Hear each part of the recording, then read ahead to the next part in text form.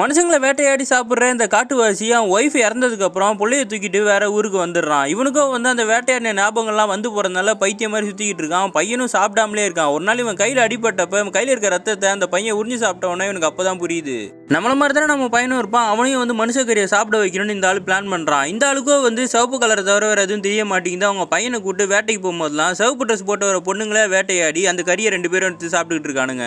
பையனையும் ஒரு ஆசிரமத்தை சேர்த்து ஞாயிற்றுக்கிழமை ஆனால் மட்டும் அந்த பையனை கூட்டு இந்த அளவு வேட்டையாட சொல்லி கொடுத்துக்கிட்டு இருக்கான். பொண்ணுங்களாம் நிறைய பேர் காணாம போனவொன்னா போலீஸோ காட்டுக்குள்ள விசாரிக்க ஆரம்பிக்கிறாங்க. அப்போ இந்த காட்டுவாசியை பிடிச்சி நீ தானடான்னு கேட்கும் போது இல்லைன்னு சொல்லிடுறான். அப்போ இவன் போலீஸே கொலை பண்ண ட்ரை பண்ணுறான். ஆனால் அதுக்கப்புறம் விட்டுடுறான்.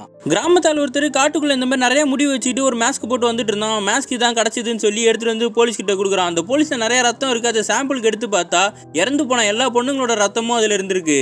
போலீஸும் அந்த மாஸ்க் பத்தி விசாரிக்கும் போது ஒரு புக்ல அதை பத்தி எழுதியிருக்காங்க. அந்த புக்கோட ஆத்தர் கிட்ட போய் கேட்கும் போது அவர் தான் அந்த காட்டுவாசிகளோட கதையை பத்தி சொல்றாரு. மனுஷங்களை மட்டுமே வேட்டையாடி சாப்பிடுற ஒரு காட்டுவாசி கும்பலே இருந்தாங்க.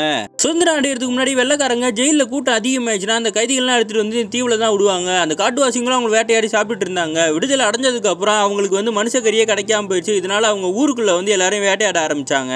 ஆனா அந்த கூட்டமே அழிஞ்சு போச்சு. அதுல யாராவது ஒருத்தர் 2 பேர் தான் உயிரோட இருப்பாங்கன்னு அவர் சொன்ன உடனே இந்த போலீஸும் அதுல ஒருத்தன் சேர்ந்தவனா தான் இவன் இருப்பான்னு சொல்லி அவனை கொல்றதுக்காக அங்க போறாரு. இவனும் அந்த இடத்துல இந்த போலீஸை கொண்டுறான். அந்த போலீஸையும் இவரை சுட்டுறாங்க.